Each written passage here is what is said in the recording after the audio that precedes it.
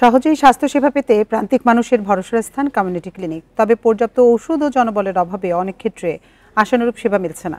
কোথাও কোথাও ক্লিনিকের ভবন দীর্ঘদিন জরাজীর্ণ পড়ে থাকলেও সরানোর উদ্যোগ নেই। ওষুধ সংকট কাটানো এবং মানসম্মত সেবা নিশ্চিতের তাগিদ সেবাগ্রহীতাদের।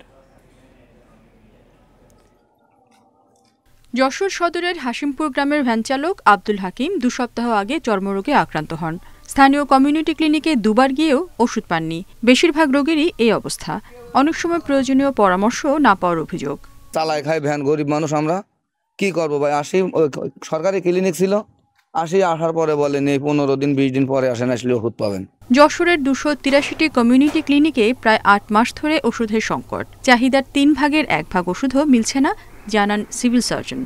ওষুধের স্বল্পতা থাকলেও কমিউনিটি ক্লিনিক অন্য সবচেয়ে কার্যক্রম মানুষকে সচেতন করা, উচ্চ রক্তচাপ সহ ডায়াবেটিস ও যেসব চিকিৎসা এবং পরামর্শ দেওয়া, সে কার্যক্রম চলমান আছে। পিরোজপুরে 170টি কমিউনিটি ক্লিনিকেও রয়েছে ওষুধের সংকট।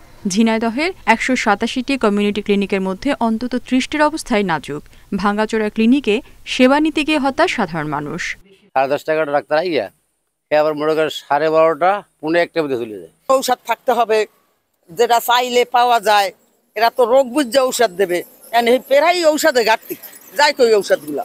আমি এখানে সেবা দিতে যে আমাদের এই বিল্ডিংটা খুবই জরাজীর্ণ অবস্থা, মানে ছাদ বেয়ে পানি পড়ে, যার কারণে বৃষ্টি হলে আমাদের এখানে বসে সেবা দেওয়া খুব কঠিন হয়ে পড়ে। পঞ্চগড়ের 110টি কমিউনিটি ক্লিনিকের বেশিরভাগই চলছে একজন কমিউনিটি হেলথ ক্লিনিক প্রোভাইডার দিয়ে। বিনামূল্যে 27টি ওষুধ দেওয়ার কথা থাকলেও অনেক ওষুধই মিলছে না। একই অবস্থা নীলফামারীতেও। যেগুলো বাড়তি ওষুধ দিয়েছিল, 30-32 আইটেমের ওষুধ দিয়েছিল, ওগুলো এখন 10-12 আইটেমের ওষুধ দেয়, আর বেশি অংশ ওষুধ পাওয়া যায় না।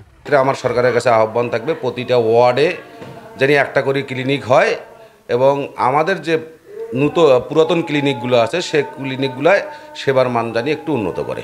নোয়াখালীর কমিউনিটি ক্লিনিকগুলোতে কয়েক মাস ধরে ওষুধ সংকট। রোগীদের পাঠানো হচ্ছে অন্য হাসপাতালে। রেশমি নন্দী, ইন্ডিপেন্ডেন্ট নিউজ। এ নিয়ে বিস্তারিত জানাতে ঝালকাঠি এবং পঞ্চগড় থেকে আমাদের সঙ্গে যোগ দিচ্ছেন সহকর্মীরা। প্রথমে যাচ্ছি ঝালকাঠি, সেখানে আছেন আমাদের সহকর্মী আব্দুর রহিম রেজা। আব্দুর রহিম রেজা, ঝালকাঠির কমিউনিটি ক্লিনিকগুলোতে আশানুরূপ সেবা পাওয়া যায় কিনা?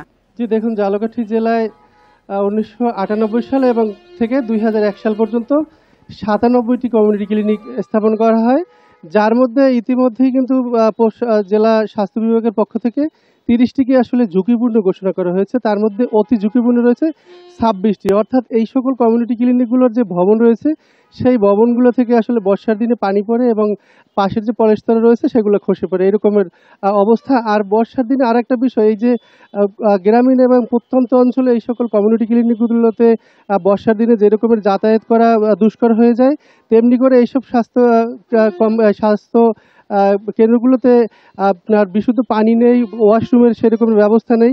আর জনগণের সাথে আমরা কথা বলে জেনেছি যে এটা আসলে হাতের নাগালে, অর্থাৎ গ্রামীণ একদম দোরগোড়ায় স্বাস্থ্যসেবা পৌঁছে দেওয়ার লক্ষ্যে সরকারের যে উদ্যোগ নেওয়া হয়েছিল সেটি কিন্তু আসলে বিভিন্ন সময় দেখা যায় জনবলের সংকটের কারণে অথবা ঔষধ সরবরাহ সহ যারা চিকিৎসা সেবা দেয় তাদের অপ্রতুলতার কারণে কিন্তু আসলে যথাযথভাবে আসলে চিকিৎসা সেবা এবং ঔষধ সরবরাহ পাচ্ছে না।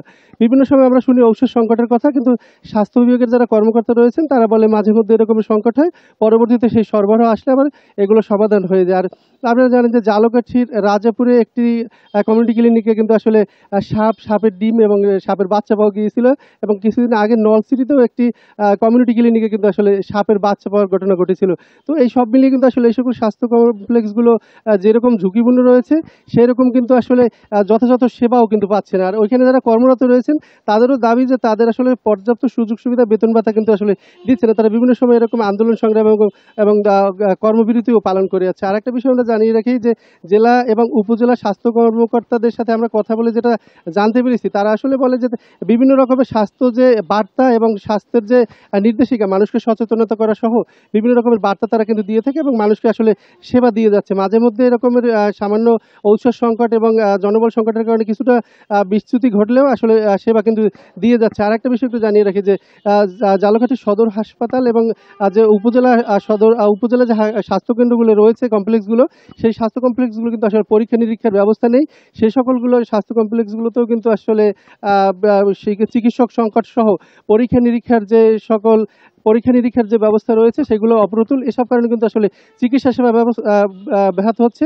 তাদের দাবি যাতে করে জনবল, চিকিৎসক এবং যে সকল পরীক্ষা নিরীক্ষা করার যন্ত্রের যে অপারেটর রয়েছে সেগুলো যাতে দেওয়া হয়। এই ছিল আসলে ঝালকাঠির স্বাস্থ্য নিয়ে আমার কাছে সর্বশেষ তথ্য। আব্দুর রহিম রেজা, আপনি সাথে থাকুন। এবার আমরা যেতে চাই পঞ্চগড়ে। সেখানে আছেন আমাদের সহকর্মী শফিকুল ইসলাম। শফিকুল, আমরা ঝালকাঠির পরিস্থিতি শুনছিলাম। পঞ্চগড়ে কমিউনিটি ক্লিনিকগুলোর সেবার মান কেমন এবং সেখানে কয় ধরনের ওষুধ আসলে বিনামূল্যে দেওয়া হয় রোগীদের? আমি যদি শুরুতেই পঞ্চগড়ের স্বাস্থ্য সেবার বিষয়ে বলি, তাহলে এক বাক্যে বলা যায় যে জনবল সংকটের কারণে, চিকিৎসক সংকটের কারণে পঞ্চগড়ে আসলে গোটা জেলায় স্বাস্থ্য সেবা ব্যাহত হচ্ছে। একই অবস্থা কিন্তু পঞ্চগড়ের 5 উপজেলার যে কমিউনিটি ক্লিনিক গুলো রয়েছে সেগুলোতেও জনবল সংকটের কারণেই কিন্তু সেভাবে স্বাস্থ্য সেবাটা পাওয়া যাচ্ছে না তৃণমূল বা গ্রামীণ পর্যায়ে।